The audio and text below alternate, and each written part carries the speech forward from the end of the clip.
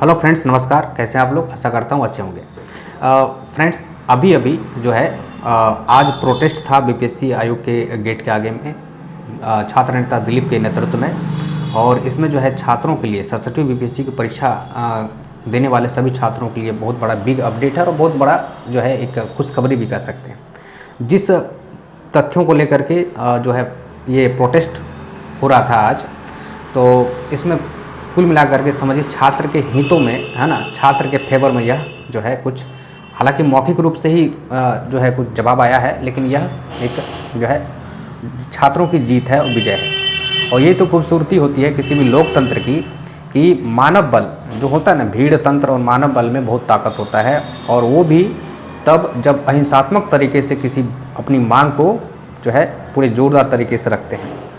और प्रशासक भी उतना ही सेंसिटिव अगर हो तो फिर उस ना इसकी मायने को समझते हुए, इसकी जो है मूल्यों को समझते हुए, है ना, अहिंसात्मक आंदोलन के मूल्यों को समझते हुए वो भी इस बात को मान लेते हैं, जिसका परिचय आयोग के चेयरमैन ने दिया, है ना। इससे ये पता चलता है कि वो एक बहुत ही सेंसिटिव जो है अध्यक्ष हैं, चेयरमैन हैं। और उन्होंने अपना परिचय दिया कि हाँ ना, कि जो है मॉरली तौर पर जो किया जा सकता है वो, है ना, छात्रों के हित में जो किया जा सकता है उस पर उन्होंने आश्वासन दिया। अब ये क्या आश्वासन रहा, कौन सी बातें रही जो छात्रों के फेवर में आई, इस पर हम लोग बात करेंगे।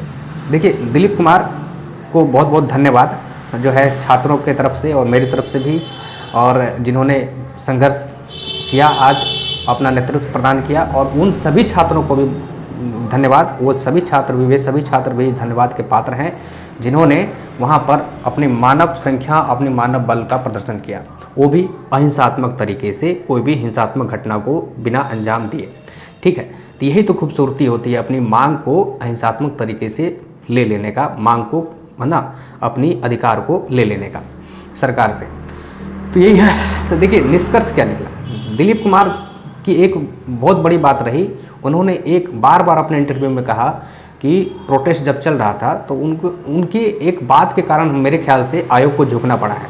और वो यह बात थी कि जो है कोई भी खेला अगर शुरू होता है, गेम अगर शुरू होता है, स्पोर्ट्स, तो खेल के बीच में कोई भी नियम चेंज नहीं होता है।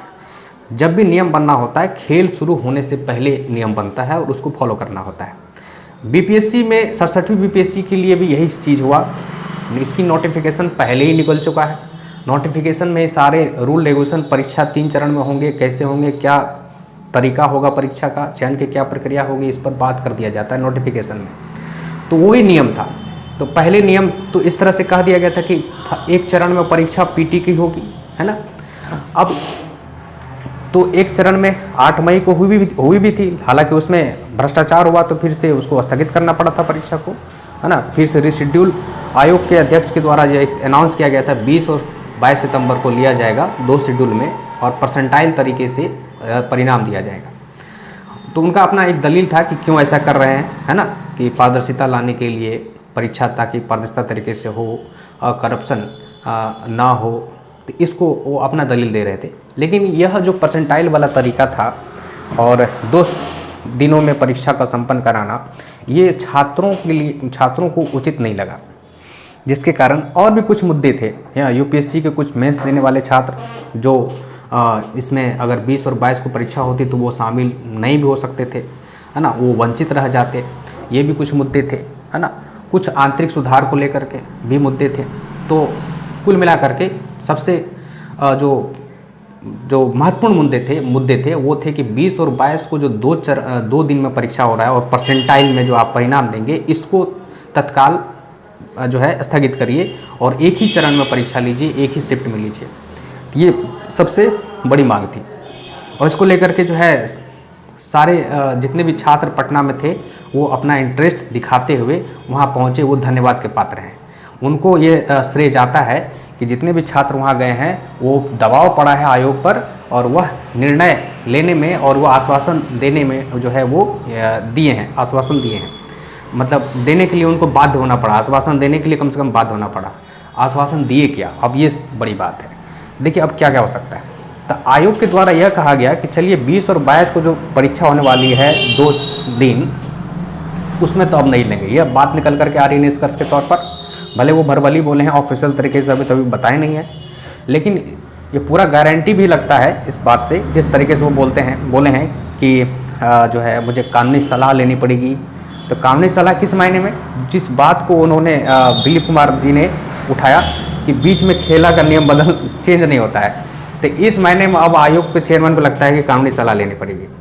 ठीक है, तो कानूनी सलाह ले लीजिए, ठीक है, लेकिन फिर भी छात्रों को आश्वासन दिया उन्होंने चेयरमैन सर कि जो है 20 और 22 को तो परीक्षा अब होने वाली है नहीं। अगर आप लोग चाहते हैं, दो तरह के चीज़ों का उन्होंने जिक्र किया। अगर नवंबर में मैं परीक्षा ले लेता हूं तो उसमें हमको 2 शिफ्ट में लेना ही पड़ेगा, या अगर 1 शिफ्ट में चाहते हैं तब फिर 6 महीना या 5 महीना का विलम्ब हो सकता है। अब ये छात्रों पर निर्भर करता है कि छात्र क्या चाहते हैं। ठीक है, तो दिलीप कुमार बाहर आकर के यही बात है, चेयरमैन साहब से जो उनसे बात हुई वो इन्होंने सारे छात्रों से शेयर किया। अब आगे का क्या निर्णय लेना है वो छात्र नेता और जितने भी छात्र हैं वो आपस में मिलिए बात करेंगे। ठीक है, और फिर जो है इस पर हम लोग आगे कुछ निर्णय करेंगे। ठीक है, फिर बुधवार को मीटिंग होना है